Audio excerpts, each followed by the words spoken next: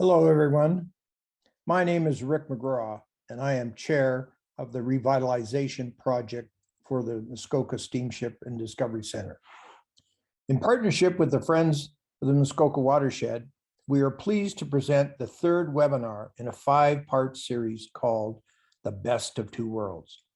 It's a stimulating presentation about Indigenous beliefs about Mother Earth and the natural order, contrasted with science-based explanations.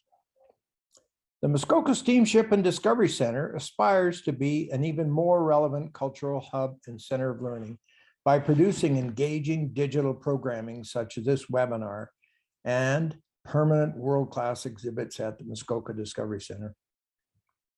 We are currently spending more than $8 million on a new exhibit hall, as pictured behind me, and permanent world-class exhibits to present the Muskoka story, Indigenous culture and history since millennia, and non-Indigenous and Indigenous history since the first European settlers arrived. Our goal is to promote a better understanding amongst all peoples by explaining different cultures and relevant history that have made the Muskoka that we know today. This webinar series that was conceived by Dr. Norman Yan is a wonderful example of how to expand everyone's knowledge and understanding of people and the environment by examining two different perspectives. Please enjoy the series and tell your friends. Thank you.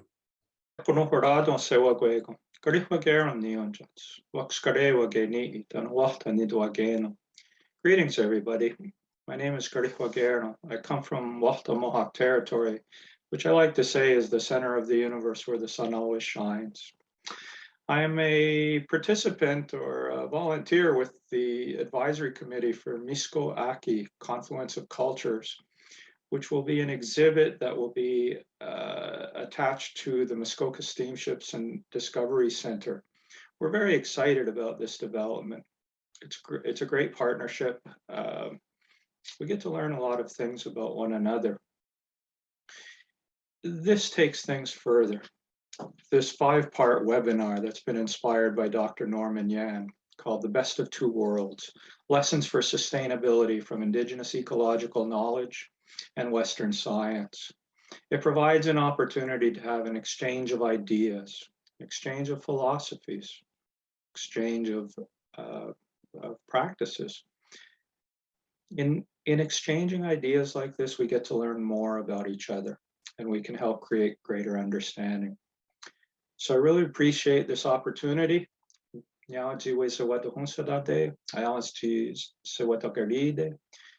hope all of you are well. Thank you for listening to me. Hi, everyone. My name is John Miller, President of Muskoka Steamships and Discovery Center, and I'd like to welcome you to our webinar, The Best of Two Worlds.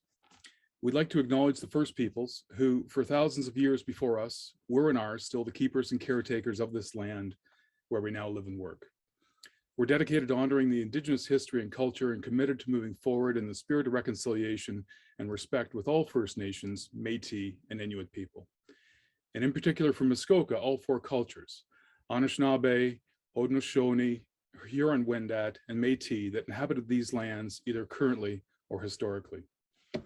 We recognize all the generations of Indigenous people and their historic connection to this place, and we are grateful for the opportunity to gather here at this time.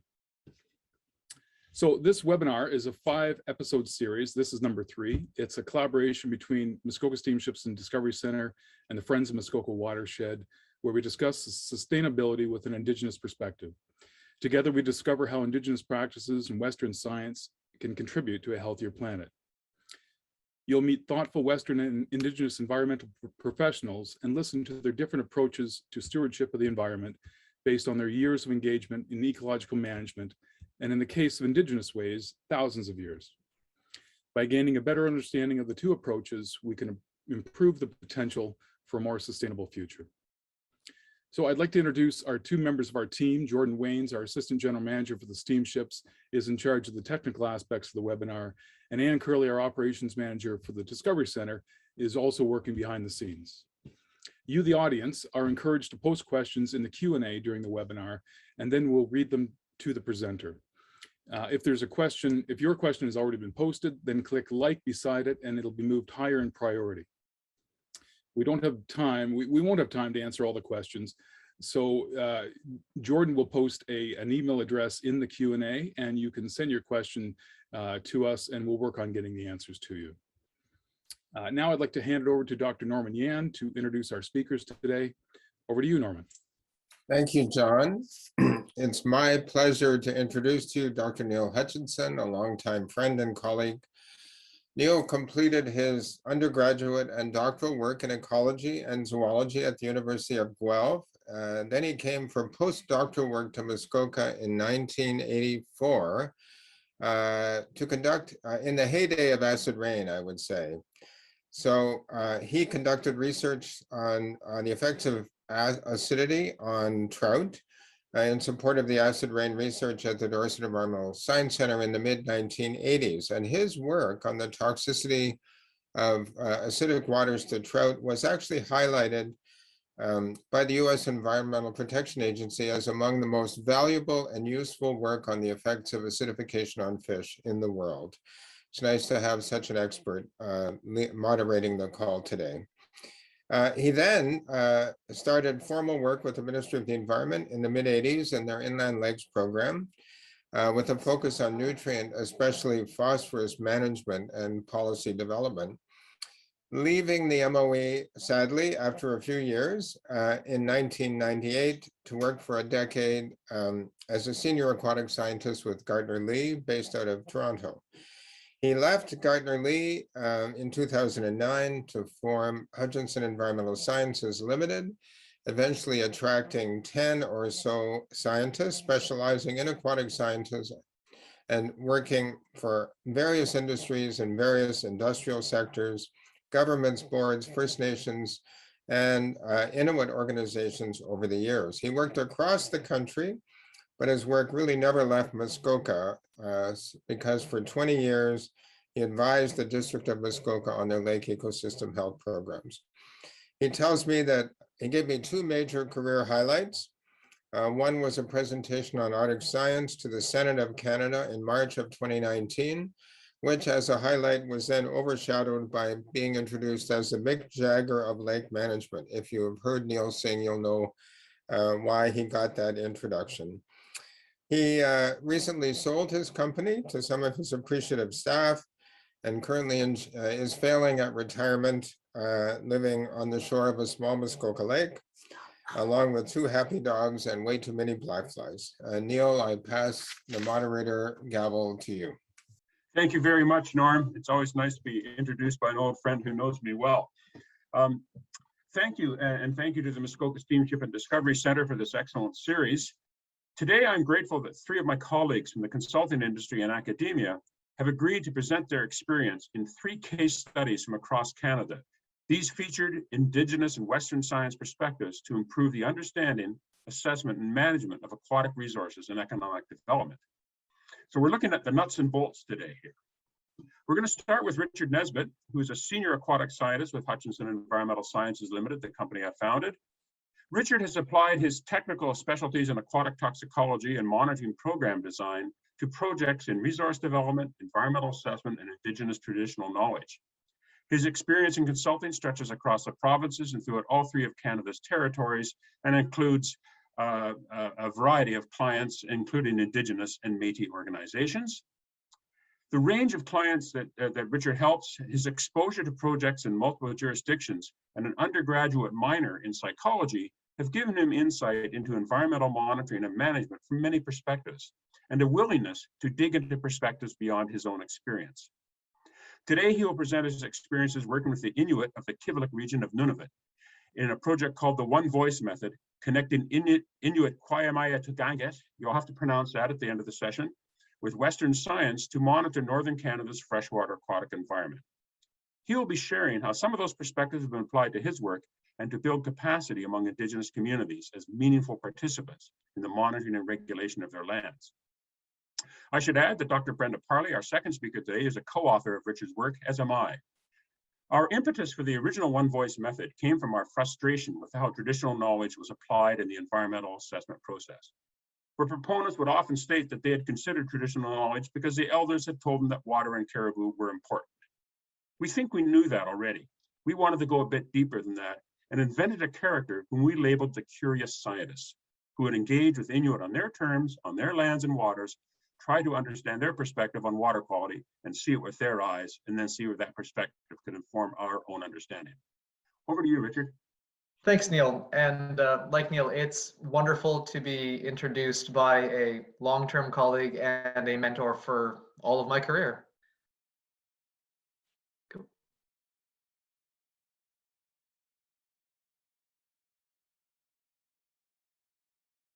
Okay. So as Neil said, I will be presenting on the one voice method, where we are connecting Inuit traditional knowledge, or Qaujimajatuqangit, which took quite a long time to learn how to say, with Western science to monitor the Northern Canada's freshwater aquatic environment. Now, Neil mentioned that our work was based in the Kivalliq region of Nunavut. And so for some perspective, we are here in Southern Ontario in the Muskoka region, and about 2,500 kilometers northwest of us is the Kivalliq region of Nunavut, in particular the community that we worked in, Baker Lake. For some perspective, the Kivalliq region here is about as far as it would take to fly to Cuba.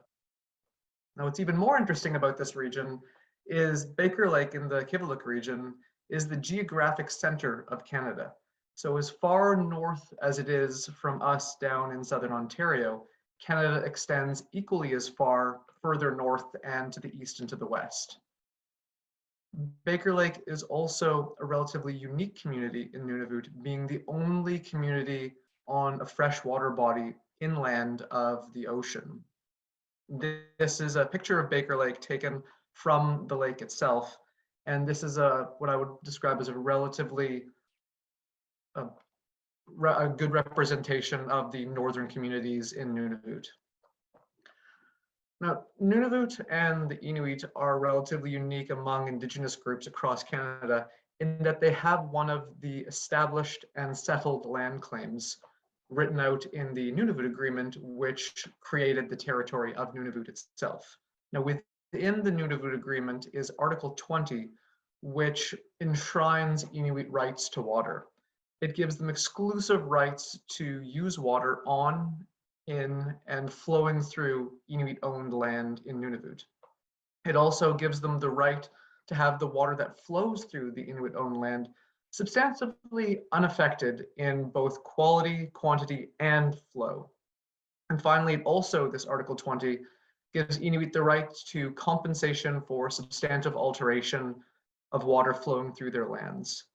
Now, a big focus of our work, as Neil mentioned, is trying to characterize and monitor water quality in the aquatic environment on Inuit's own terms. And so our work really focused on trying to define substantive alteration through a lens that brings both Inuit knowledge and Western science together. Now, Inuit knowledge is also enshrined in the decision-making process in the territory. The Nunavut Impact Review Board, which regulates the environmental assessment process in the territory, says that there's an increasing expectation that government and regulatory agencies integrate local and traditional knowledge with our Western scientific knowledge. The Nunavut Water Board, which further regulates projects in the territory and their use of water, says that Inuit Qaujimajatuqangit is the most successful and oldest monitoring practice in Nunavut, where resource users do the observing or monitoring. Information collected through Inuit Qaujimajatuqangit can contribute to mine design and planning, as well as monitoring activities. But in our work for Inuit organizations in the territory, we found that historically Inuit knowledge has not been used all that effectively, and it's been used separately from Western science. The projects would identify that local communities found water and quality and water flows to be important, but didn't really take that assessment much further. So with the help of Brenda Parlee and a number of other consultants across the country, we worked to develop the One Voice project, which brings together Inuit knowledge and Western science into one voice to monitor and evaluate the aquatic environment. Now, this was an iterative project that started off with literature reviews looking at what had been done before to try to bring these two knowledge systems together, and then iterative interviews, both initial interviews and then confirmation interviews, and then finally additional interviews on the land to really make sure that we understood how the two knowledge systems would come together. Now, as Neil also mentioned, we took a relatively unique approach to this work.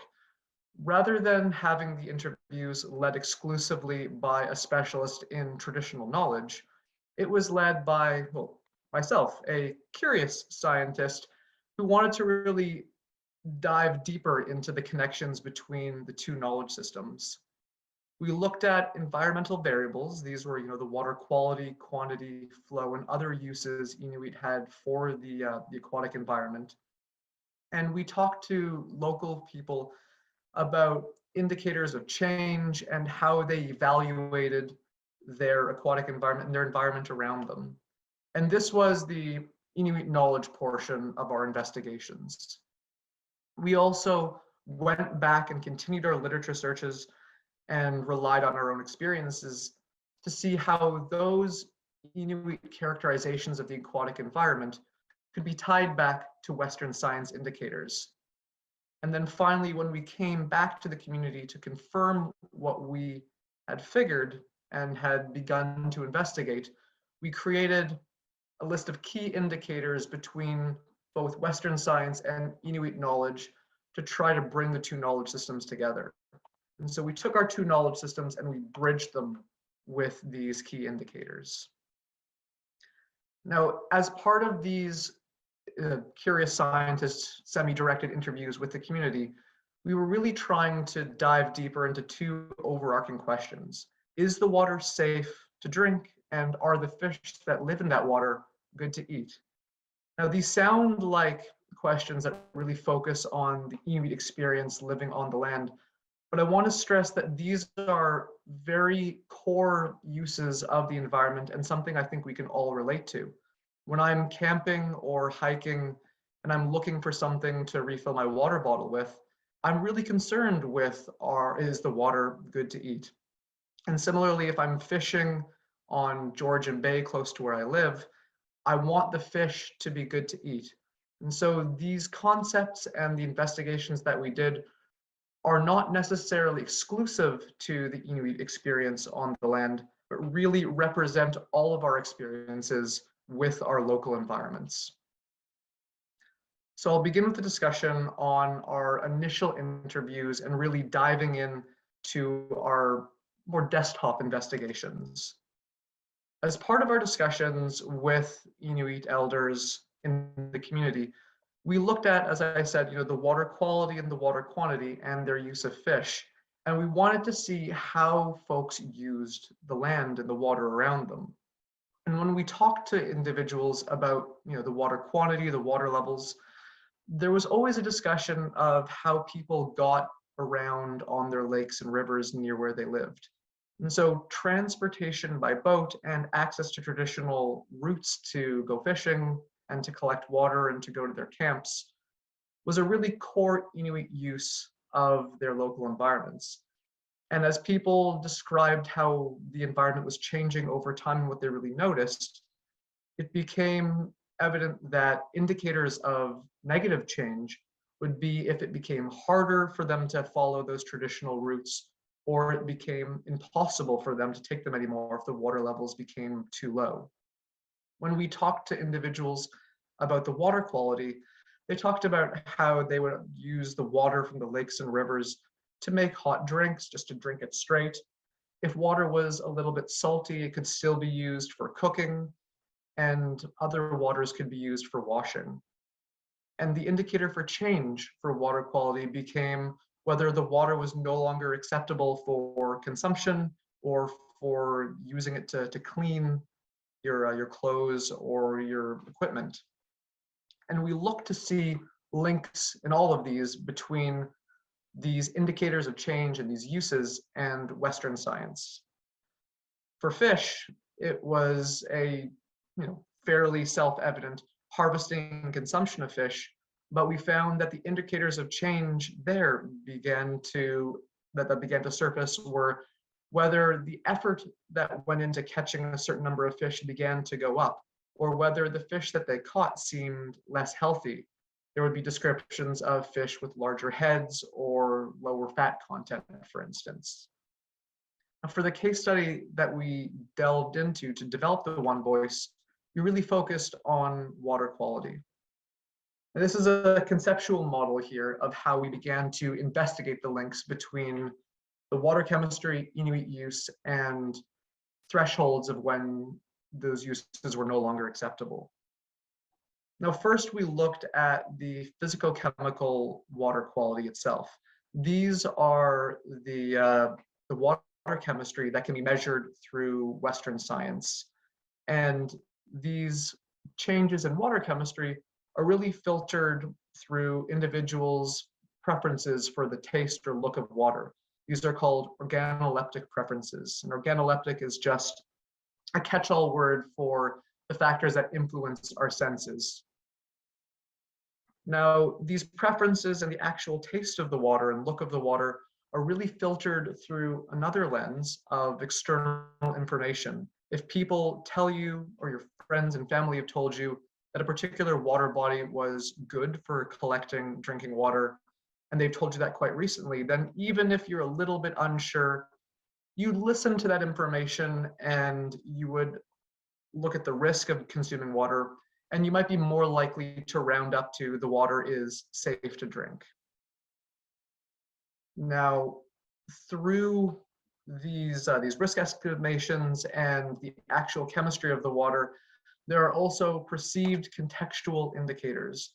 So these are, if there seems to be really nothing that might degrade the water around you, you might be more likely to collect water and drink it and use it. Alternatively, if you knew there was a mine upstream, or for a more southern Ontario context, if there was a pulp and paper mill, for instance, upstream, even though you didn't really see any impacts on the water itself, you might be less likely to go and fill up your water bottle or even trust your treatment system. So all of these really come together to influence people's perception of water quality and whether or not it was acceptable to continue using a certain area in the aquatic environment. Now, we also began to explore links for how people described the water in their aquatic environment. Now, there were a number of ways that interviewees described the water, but a few that really stood out to us were people would describe certain lakes and rivers as really tasting of the land. And through our literature searches, we began to identify that certain Western science indicators like organic carbon or the pH of the water or the nutrient concentrations might begin to cause that water to taste a little earthier. Similarly, when people described a saltiness, we suspected that there would be higher levels of salinity, chloride and sodium. The hardness might be lower or higher, and the alkalinity of the water would change. I've mentioned, and I have written here, conductivity both for the saltiness and the taste of the land. Conductivity is a general catch-all that roughly correlates to higher conductivity equaling a higher percentage or higher concentration of dissolved components in water. We also heard, curiously, that there were discussions of a fishy smell to the water. And this was described in areas where there wasn't necessarily a whole lot of fish. And again, through our investigations, we found that there were specific algal communities that, as they died, released a number of relatively inert chemicals from a health perspective, but really imparted a fishy taste to the water. And again, we suspected that there would also be higher concentrations of nutrients to support that particular algal community. And some of the highest quality water bodies and lakes in the area were described as being relatively refreshing. And again, we would see different water chemical profiles corresponding to that. Now, we wanted to really understand whether what we thought of in terms of those links between the Western science and the Inuit knowledge were accurate. And so we went back to the land and we had discussions with the Inuit elders at a variety of sites to try to understand how their perceptions of water and the chemistry came together. We traveled to locations around Baker Lake that folks had indicated had great water quality. And we also traveled to areas where water quality wasn't seen as desirable or unacceptable. We noticed some trends when we went to both the acceptable and unacceptable areas. We found that in the acceptable areas, the water quality generally was relative, or the water was generally clear. It was fast flowing and the ground underneath the water was rockier, less sandy. We also saw evidence that people would be returning to the area. These are traditional Inuit fish hunting spears called Kivalliq. And finally, we saw evidence that people actually were spending significant amount of time in particular desirable locations. At the unacceptable areas, we saw really clear evidence of human use from a more industrial perspective. This is a mine road. We also saw areas where cabins had been abandoned and the water was cloudier. So in general, we saw perceived contextual indicators really driving the desirability or the lack thereof of various water bodies, and only a relatively minor number of the negative sites or the unacceptable sites actually had stressors that we could identify that might degrade the water quality.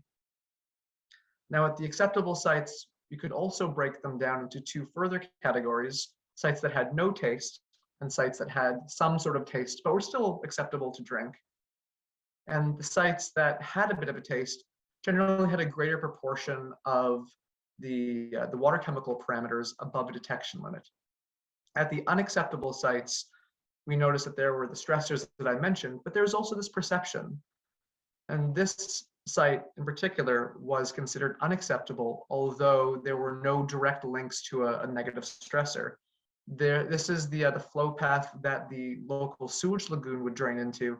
And even though it didn't discharge all year long and the water was generally flushed from those areas, there was still knowledge that the sewage had discharged at some point to this area. And so it really altered the risk estimation. Now, to dive into the actual chemistry, we found that the best sites, the worst sites, the sites with the stressors, they generally had more cloudiness, so higher levels of total suspended solids and higher levels of turbidity. At the best sites, as I said, there were a lower proportion of sites above the detection limit. So very few parameters could actually be detected in the water. It was closer to what we would call just, pure H2O. And the total dissolved particles in general, so the overall concentrations of parameters in the water were also much lower in the sites without taste. But there were some sites that were considered acceptable that had a bit higher concentrations of these total dissolved solids. Now, how do we bring all this information together? Well, first of all, we had a lot of trouble linking individual parameters to a reported specific taste. We think this might be because of individual preferences or confounds present in the environment, which is, in general, it meant it was very difficult to establish a negative threshold based on a specific parameter. However, it was much easier to link the intensity of taste to a particular site among multiple participants. And finally, small changes in the cloudiness of the water were really easily distinguished among sites. So people are very sensitive to the look of the water and whether it looks cloudier.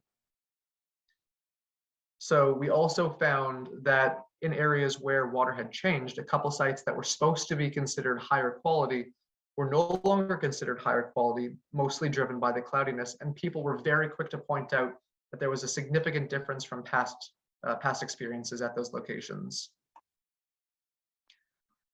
Now, we looked at the Western Science and we looked at the common indicators between them. These are the Western Science parameters that could be captured both in Western Science and Inuit knowledge. And we began to develop a common language to link the two knowledge systems together. And we've used these linkages between Inuit knowledge and Western Science to really move forward community-based monitoring initiatives. People know what they're looking for in the environment, and we can design monitoring programs following this curious scientist approach to really better monitor the aquatic environment. And we've been doing this in the years since we developed the program in the Kivalliq region of Nunavut, but also on Baffin Island, and even in Southern Ontario for the Métis Nation of Ontario. We've also had a lot of success working to better educate both community members and miners on how projects interact with the environment. It really helps to understand what a project is going to do if you're not just telling people that particular parameters will change, but you can link it back to people's lived experiences with the aquatic environment. And finally, we really have done a lot of good work to improve how consultations are done, in particular in the Kivalliq region of Nunavut, to highlight individuals' concerns with a project, bring those concerns to a Western Science perspective so that we can better manage a project to limit the impacts to the environment and the impacts that will actually affect people's uses of the water, as well as designing projects to limit those negative interactions. We also found a lot of success in forming land use planning, identifying areas that were of great importance to people where changes couldn't be tolerated, and limiting what kind of development would go on in those areas. Now, all of this work is really foundationally based on a trust between the scientists like myself and the community members.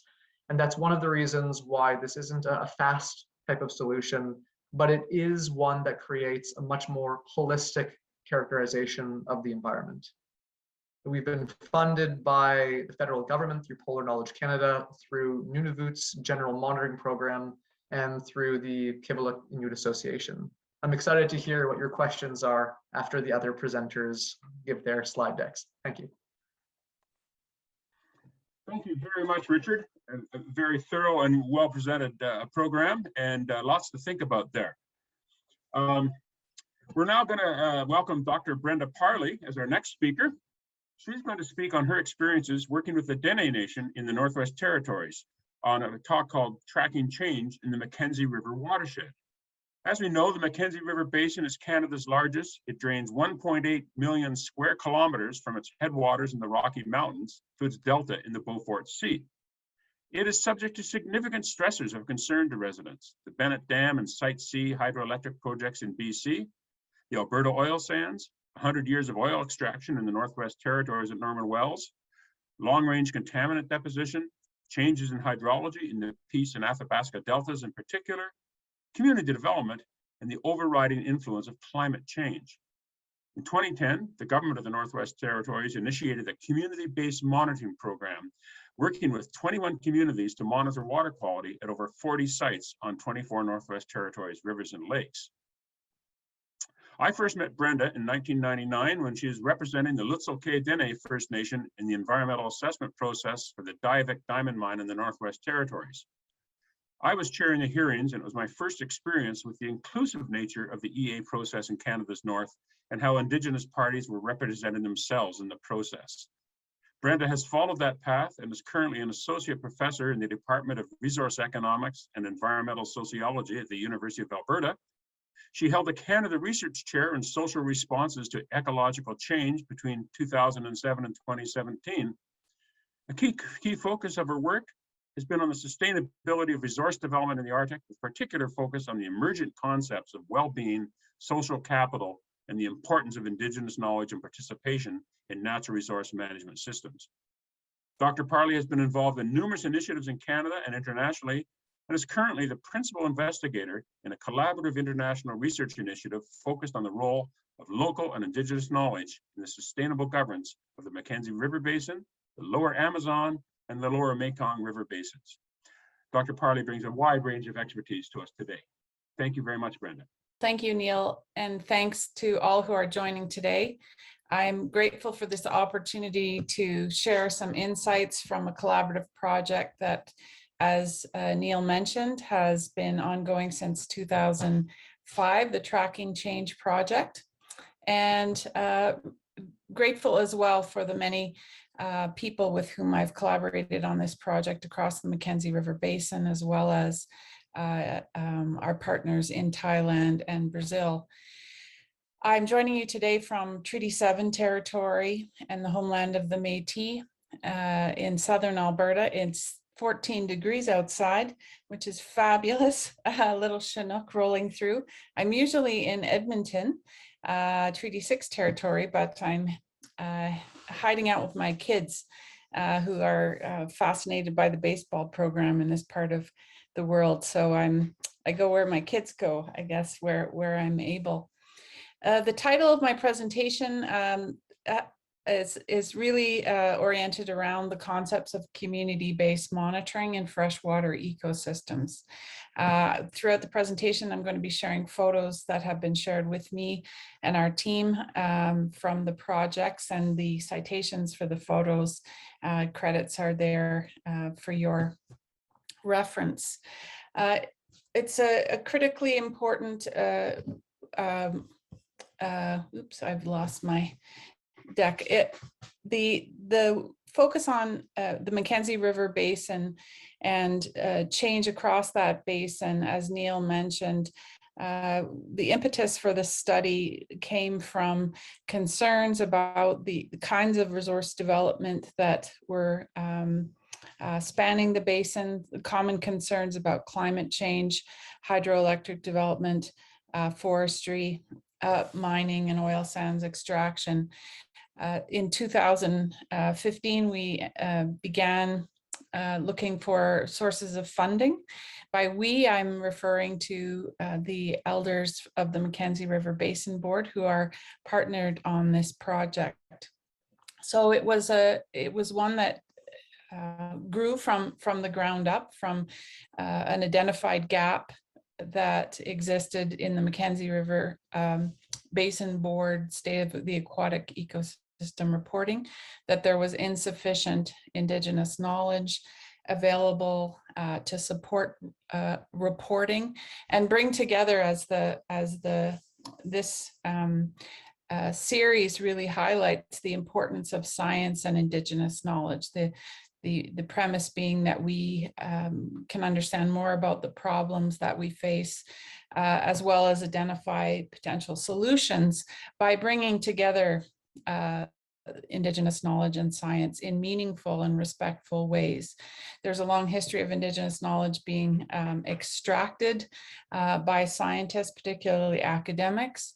And so our project was confronting some of those questions of justice in knowledge, and looking for alternative ways to really elevate or privilege Indigenous knowledge in a way that was going to be meaningful and contribute to communities across the basin. So within that spirit, we're drawing on different ideas from the Albert Marshall paper that was just asked in the Q&A, the two-eyed seeing model, also strong like two people, which is another phrasing. I've heard it through the Kivalliq region in the Northwest Territories. Essentially the idea that we can learn more and improve the sustainability of freshwater ecosystems if we work together. As a big picture issue, the project became global very quickly. It's well recognized that freshwater fish populations have declined in recent years. The estimates between 50 and 75% over the last half century. And this is a significant and often understated issue, that we tend to be perhaps more aware of declines in migratory terrestrial species like caribou populations, but it is freshwater ecosystems that are often under greatest threat, and that's certainly true here in Canada. The context in which we developed this project, there were these technical issues of concerns about, can I drink the water, can I eat the fish? But a whole set of other socio-political dimensions to the issues and launching a large-scale community-based monitoring program, not the least of which is the importance of reconciliation. In Canada, for those who are joining from elsewhere, over the last 10 years or more, Canadians have become more and more aware of the histories of residential school, the marginalization of Indigenous people, and how those impacts historically continue today. Statistically, Indigenous people are poorly represented in post-secondary education, for example. As a settler scholar or a non-Indigenous person, part of the reason is me doing this presentation and not one of my colleagues from the basin is that I tend to, as a professor at the university, be attributed to expertise that elders, for example, from different parts of the Mackenzie aren't afforded or awarded. So I'm trying to understand the dynamics and power relations that underlie these questions of why Indigenous knowledge is not better represented and recognized, key to our project. In a bigger context, we're also becoming more aware of the value of Indigenous knowledge, not only in Canada, but internationally through initiatives and protocols such as the United Nations Declaration on the Rights of Indigenous People, which call for a recognition of free, prior, and informed consent in the work that we do, but also in how we manage resources, including freshwater ecosystems. For those who perhaps aren't as familiar with concepts of traditional knowledge and Indigenous knowledge, there are various definitions. Our friend Richard shared a few in his earlier presentation, so I won't spend too much time discussing that, but just to highlight the tremendous diversity and richness of Indigenous knowledges that exist across the Mackenzie River Basin. We're just so amazed about the depth of knowledge that exists. Community by community, culture by culture, place by place, and it's this richness that provides meaningful insights to questions of can I drink the water, can I eat the fish?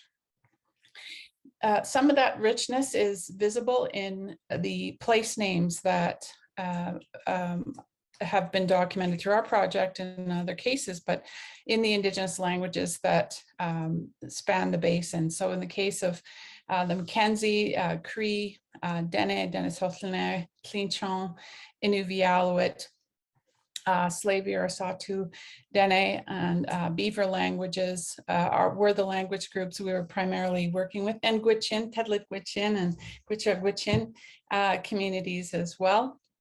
And some of the names for the Mackenzie River are shared here on this slide.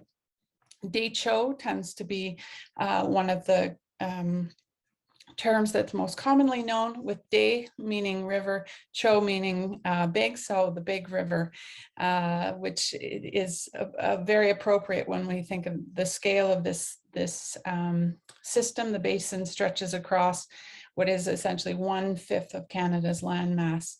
And is one of the longest and largest river systems in Canada, as well as internationally. The project that I'm talking about, and Neil will have to give me a wave if I'm running out of time, but we started the project with funding from the Social Sciences and Humanities Research Council in 2015, and we're able to fund 30 projects through a collaborative and co-designed effort over a 6-year period. Essentially, the organizations who were partners on the project, the Inuit, the Treaty 8 First Nations of Alberta, the Prince Albert Grand Council as examples, came together to share their common concerns, identify research needs. And from that workshop that was facilitated by a mutual friend of ours, Neil, Joanne Barnaby in Yellowknife, there were terms of reference developed. And from that, we created a request for proposals. Essentially, we're able to share over $1.5 million to communities to lead their own projects. So you see kind of a map here that shares the general geographic locations of the projects, and these projects that were led by, for example, the Saulteaux Renewable Resource Board, Treaty 8 First Nations of Alberta, Nacho-Nyak-Dun First Nation in the Yukon. The outcomes of those studies became the basis of a synthesis paper, and that's what I'm sharing with you today. The project's very large, many different jurisdictions involved, many different cultures, languages. So the process associated with this project is as interesting as the outcomes. We had a very complex governance model that started with the Traditional Knowledge Steering Committee of the Mackenzie River Basin Board. You can see the images of our colleagues at the bottom of on the screen, notably Elder Leon Andrew from the Saulteaux region, being instrumental in guiding the project over the 6 years. But we had a very bottom-up approach where rather than coming up with a centralized terms of reference, for example, for the communities to lead their own project, it was bottom-up. So those communities decided on their own what focal points or objectives they had shared interest in. They identified shared methods that they wanted to use to document changes in the Mackenzie River Basin, and also retained ownership, control, access, and possession of the data that was collected. The paper, I'll share the citation at the end of this presentation, but what we learned, there are many different insights that were gained from the project at local scales. So as an example, former grad student Chelsea Martin, an Anishinaabe student who was an M.Sc candidate in our program, worked with Delaney, the community of Delaney in the Saulteaux region, to understand the impacts of climate change on fishing livelihoods in that region. In the case of the Treaty 8 Tribal Association in British Columbia, the focus there was on understanding how SOTO practices of fishing have been interrupted or impacted by hydro development from the Site C and earlier WAC Bennett Dam. Can we wrap it up in about 2 minutes? Absolutely. So just to summarize, this is a bit of a table that provides an overview of the general methods, the kinds of methods that were used by the Indigenous organizations. We were able to understand a little bit more about how community-based monitoring, which tends to be a concept or an approach that is associated with very local scale insights about changes, including change in freshwater ecosystems, how we can scale that up, how communities can work together regionally and in our project as well internationally. Many different dimensions of the project that due to the fact that I spent too much time at the front end telling you a little bit about the context, I don't have time to share, but happy to answer questions. Huge focus on youth engagement in this initiative, ensuring that youth had opportunities to learn. You can check out more of the results from our project on our website, trackingchange.ca. We have an interactive website matrix that highlights the results of the work in different basins.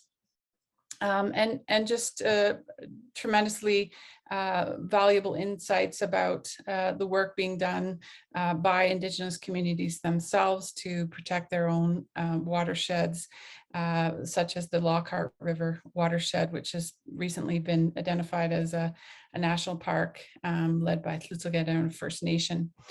So with tremendous thanks to everyone who has joined today, as well as the many participants who participated in the project, led this project, and some photos here from Thailand and from the United Nations, where we presented in 2018.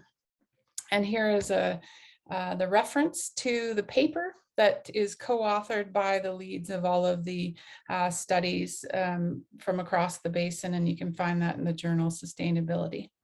So thank you so much, and I look forward to answering questions.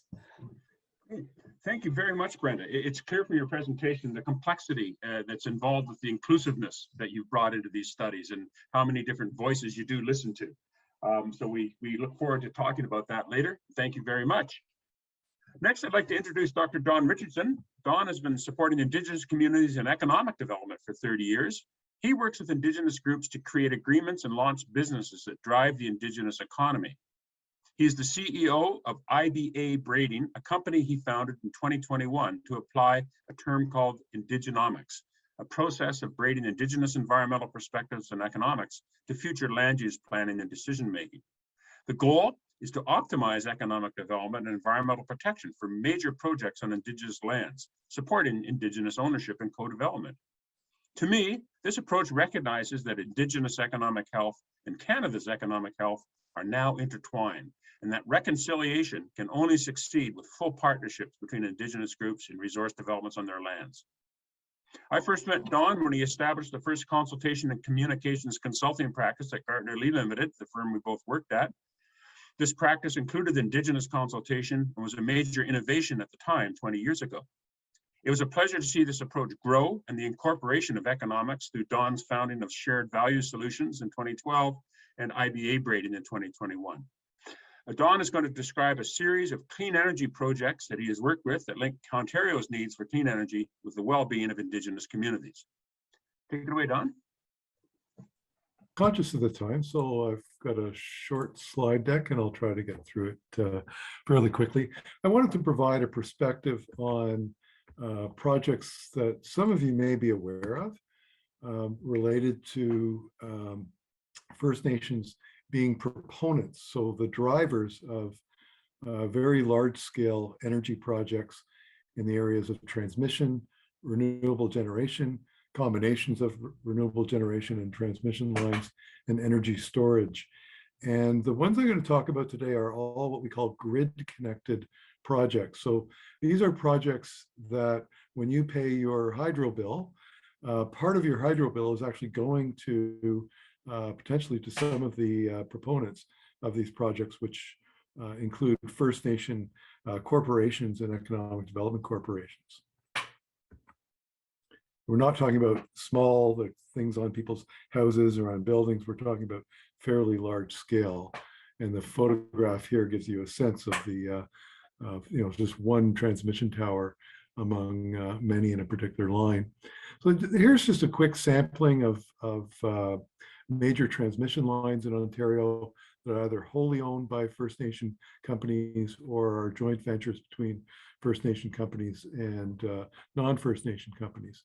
One of the first in Ontario where there's a licensed transmitter, licensed by the Ontario Energy Board to basically build, own, operate large transmission line infrastructure is Five Nations Energy, which works along the west coast of James Bay.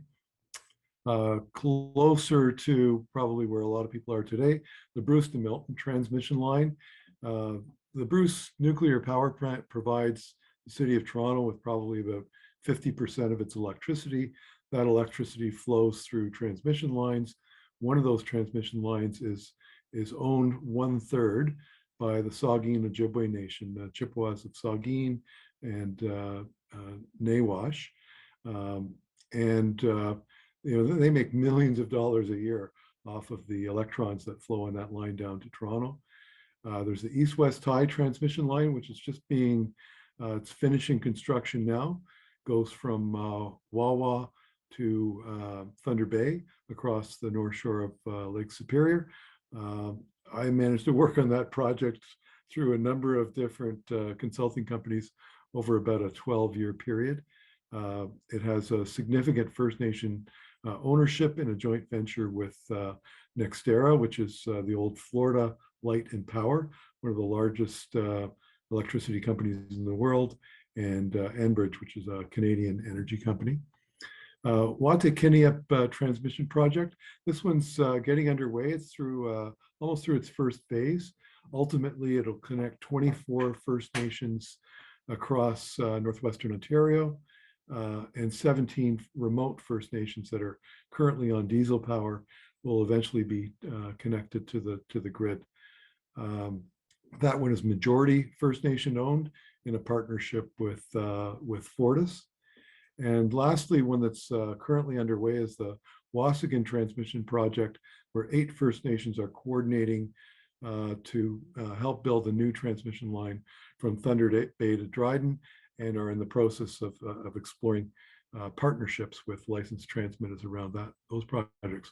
And what's interesting from the environmental sense with these projects is that when First Nations are the proponents or major equity owners in these projects, they get to call the shots on how environmental assessments are done, who gets hired on the science side, also on the traditional knowledge side, to conduct the studies required to move environmental assessments forward and various project permit forward.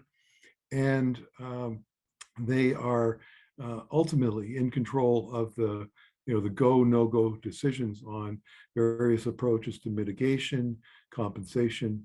And what's really interesting for almost all of these projects is that the First Nations that are in ownership positions have to consult with their own First Nations, following the duty to consult that Brenda talked about earlier.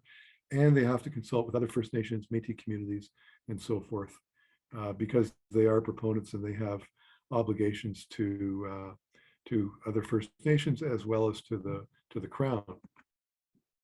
A quick sampling of other clean energy projects that are also grid connected but are generation. There's the Grand Bend Wind Farm, 100 megawatt 50-50 joint venture between 2 First Nations and Northland Power obviously in the Grand Bend area. They have a 20-year contract to supply energy to Ontario, and that project provides enough power to connect to power about 30,000 homes. Similar kind of project, also Northland Power partnered with a number of First Nations on Manitoulin Island for a 60 megawatt project. One that I very much love and have had involvement with for over a decade is Pick River Energy. They operate some of the First Nation owned hydroelectric projects and are very busy advancing an energy company that's been in business now for, must be getting close to 2 decades. And now they're moving into other jurisdictions and right now looking at some renewable energy projects in Quebec with other partnerships.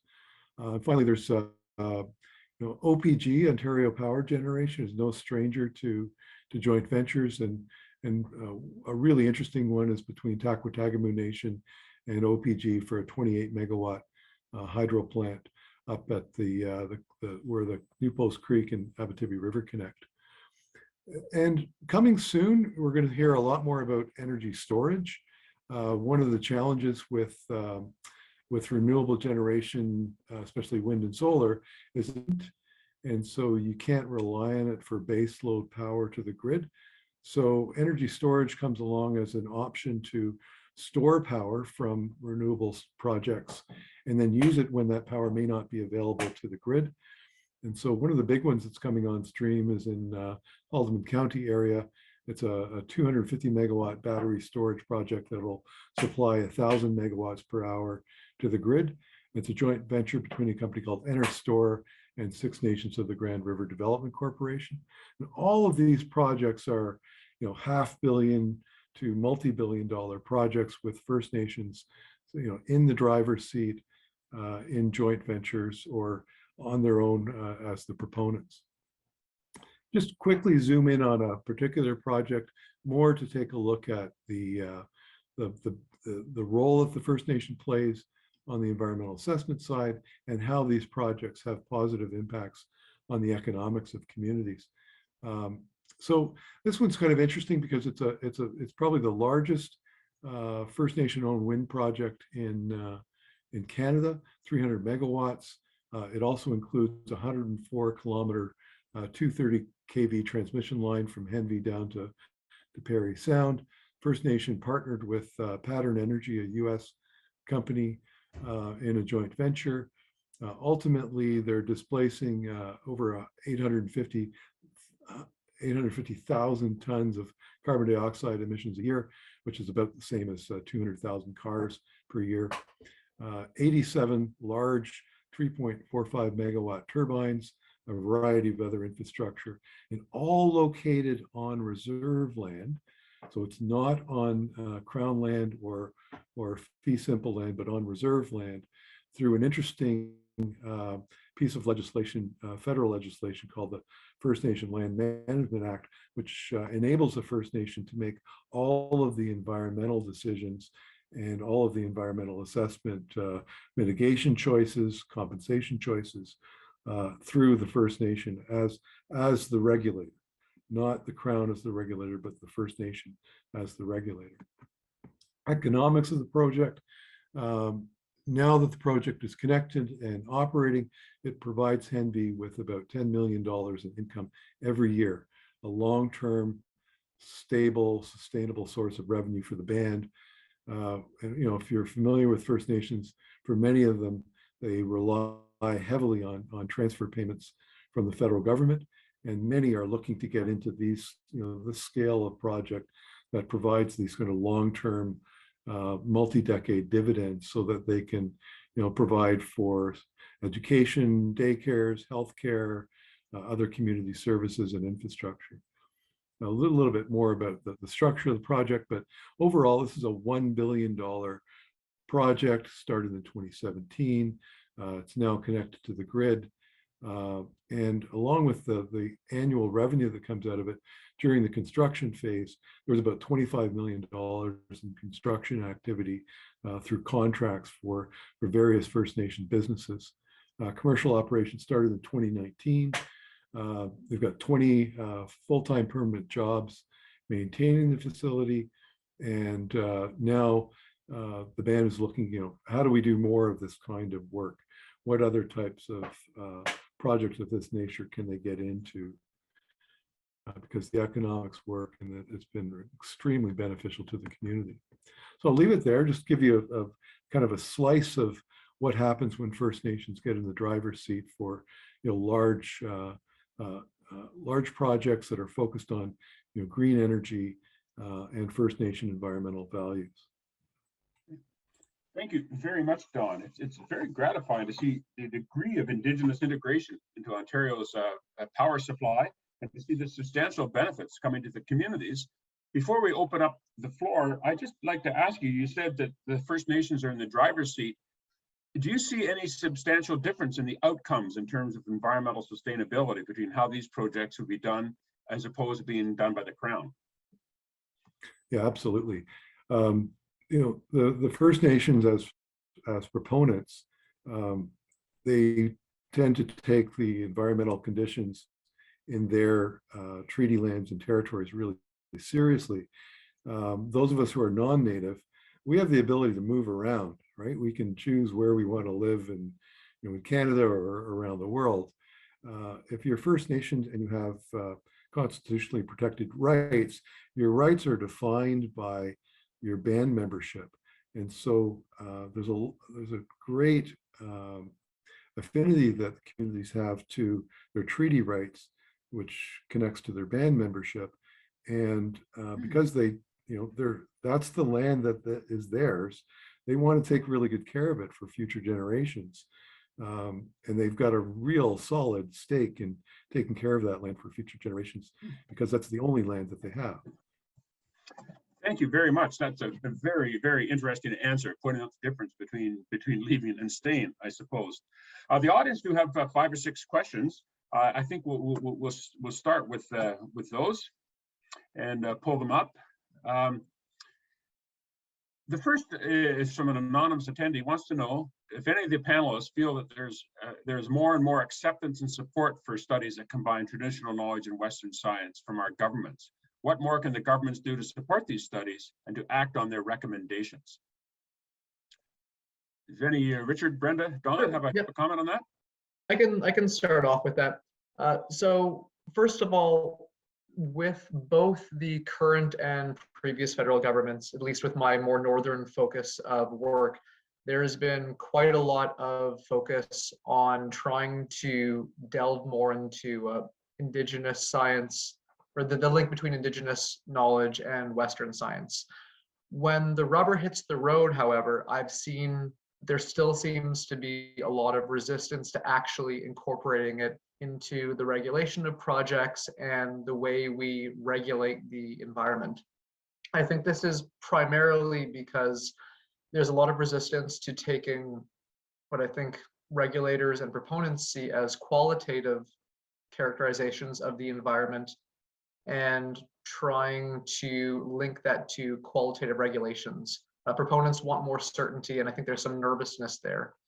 So what I think that governments can do is try to have a greater acceptance that qualitative evaluations can be equally important to the quantitative ones, but also as people trying to work on the interface between the two knowledge systems, find ways to make it more palatable for regulators.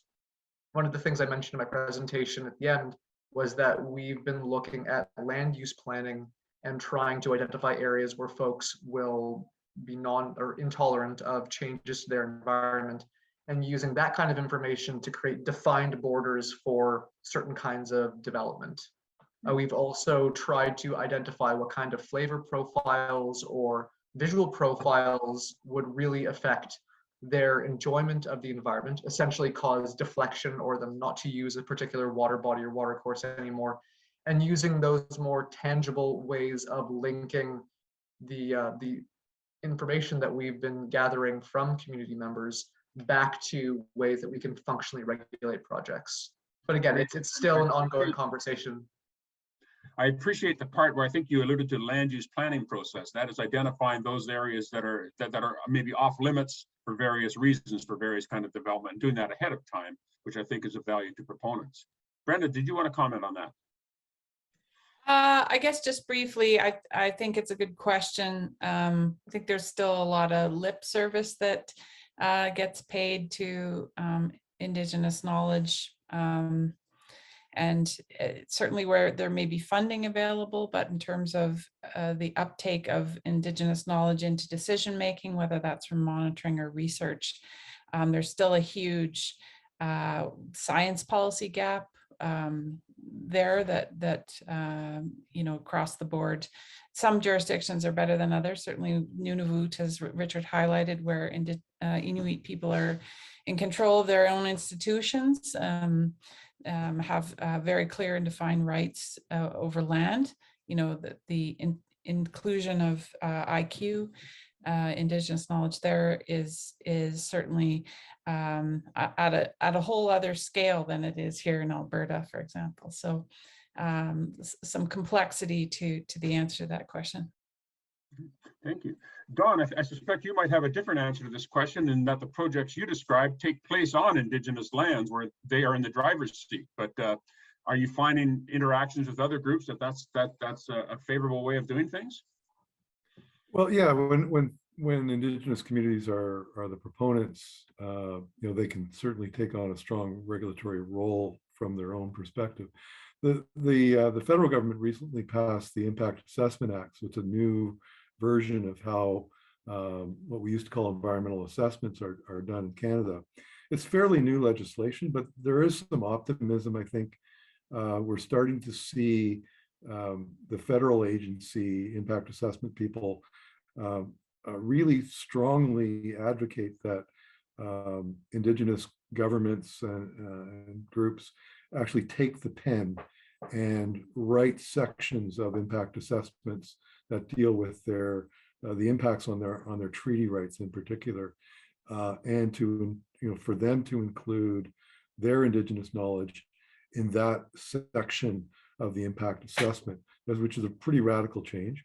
There's also a provision in the Act where the federal government can partner with other jurisdictions, and the new Act allows the federal government to partner with Indigenous jurisdictions.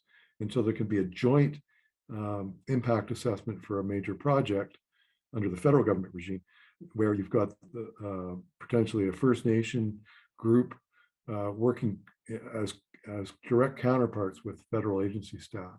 So it's early days. We'll see where all this goes, but I think there are some positive signs of change. Great, thank you. We have another this is going to be an interesting one to chew on here. Someone has asked why we refer to it as Indigenous knowledge as distinct from Western science. They want to suggest that Indigenous knowledge does use scientific thinking and scientific processes. Why do we make this distinction, and what is maybe perhaps your observations of the major differences between the two approaches to understanding our world? If I could jump in on that one quickly. Do. Yes, I defer here to my colleague, Dr. Kim Tallbear, who is an amazing Indigenous scholar here at the University of Alberta. Sort of long conversations. I think the short answer to that, you've kind of put it in the question, which is Western science. And we often think about science as there's science with a small s, which is empirical observation, replicable and experiments, basically being able to collect data over time using empirical observation. This is small s science, and that's certainly where Kim Tallbear would say Indigenous knowledge and science are the same. Where there's a difference, however, is where we think of science with a capital S, or Western science, which is very much interconnected with histories of colonization, marginalization of Indigenous people from academic institutions. So science when it's associated with that power structure has tended to be very destructive and adversely impact Indigenous people. So hence the tendency to want to reframe the knowledge that exists as something different than science. And as Richard alluded to, there are many ways in which people refer to their own knowledge that traditional knowledge is a bit of a euphemism or a shorthand for talking about the many complex Indigenous knowledge systems. For example, Inuit Qaujimajatuqangit, which Richard, you remember when I tried to learn how to pronounce it better, which is Inuit knowledge and Dene knowledge. Dene Yati, speaking Dene, Dene Chanya, the Dene way of life is another way of talking about the knowledge of the Dene, for example, in the Northwest Territories. So these are kind of shorthands, but it's a good question. Good question. Thanks. And Brenda, I think in your talk, one of the notes I made was you explicitly mentioned the merging of social and political elements into your studies in the Mackenzie River, whereas as Western scientists, we like to say that we're totally objective and we try to keep the non-science questions out of it and just do our science and let somebody else worry about that. So I would see that as quite a distinction, in that you're coming at things with a social understanding and an understanding of how the human element works. Yes, and just a quick comment that yeah, we perhaps assume that quantitative research or science that's done using quantitative instruments or surveys, for example, is objective, but the values are kind of hidden inside, what are we measuring? Why are we measuring that? Who gets to decide what that data means? These are all subjectivities that are implicit or hidden in the kind of science that we do. And what's unique about Indigenous knowledge studies, those values are explicit. People state their particular relationship, care, love for the land, the value that it has to them personally or to their communities. And so it's not so much that there's the objective versus the subjective, but who's hiding their subjectivities. Don, I saw you nodding several times. Did you want to add to that? Just really quick, it's sort of a twist around the question, but what really often matters is who's paying the scientist bills, because science, as much as we like to think it's objective, scientists can be pointed in different directions and encouraged to look at some things and not look at other things.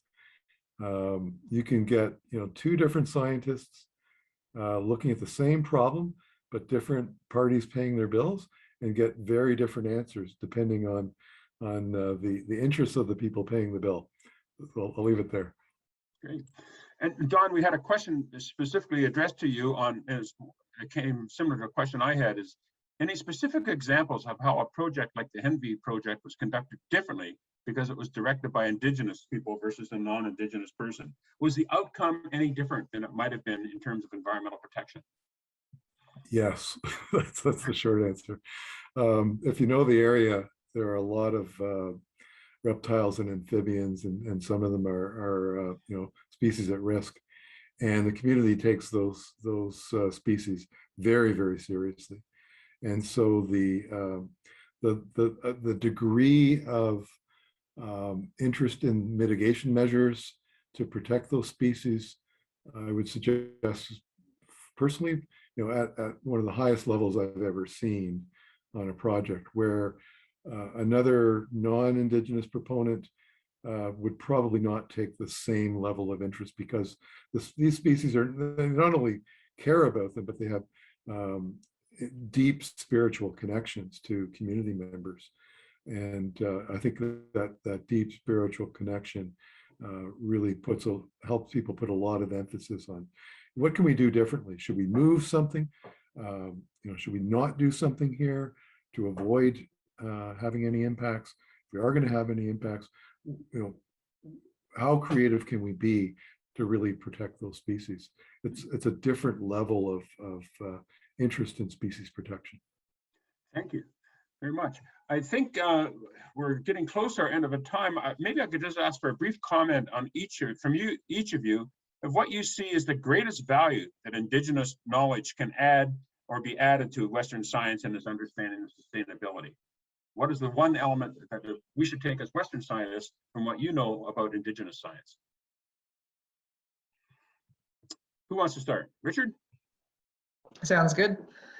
So as far as the understanding of sustainability, I think it starts with really understanding what the environment looks like around you. And Western science is incredibly good at diving really deeply into a particular characterization of the environment at a given time. A water quality example or water quality sample, for example, will give you a lot of information of that particular place and time. We can also go over incredibly long periods of time with studies like paleolimnology, where we take cores of the sediment from lakes and reconstruct the history of that lake over potentially hundreds of years. What I think Indigenous knowledge does an incredible job of is really amalgamating all the conditions over a person's lifetime. These are individuals who have lived close to a lake or a landform, and they've seen how it's changed over time, and they have a really deep and intimate perspective of what the environment there looks like. And I think that the Indigenous knowledge really contributes to our overall understanding of what we're starting with and where we need to go with our uses of the environment and our characterizations of it, by giving that really holistic and detailed record of a particular area. Thank you. Brenda? Good question, Neil. I as a non-Indigenous person, I'm nervous to really try and address that. But I guess from my own experience in over the last 20 plus years, I think the key message I would have is, there's a lot of learning and listening that is needed, and from scientists who often assume Indigenous knowledge is simply opinion. And you highlighted early on, Neil and Richard, these flaws in the environmental assessment process and the ways in which Indigenous knowledge has been treated as an unsophisticated set of opinions, really, about issues where it's, in fact, the people that we work with on an ongoing basis, very rigorous systems of documenting changes in their environment. So often use the example of my colleague from Lutsuked and a First Nation who's been hunting caribou in the same places, using the same indicators, using the same methods year after year after year for the last 50 plus years. There's nothing more scientific or rigorous than Joseph's knowledge of caribou at Adacho Ku, for example.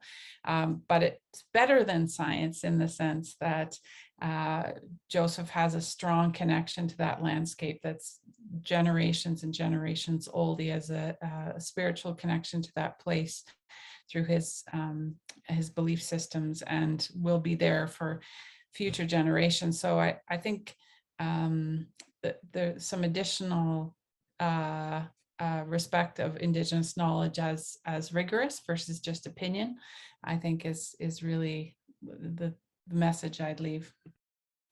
Thank you. Don.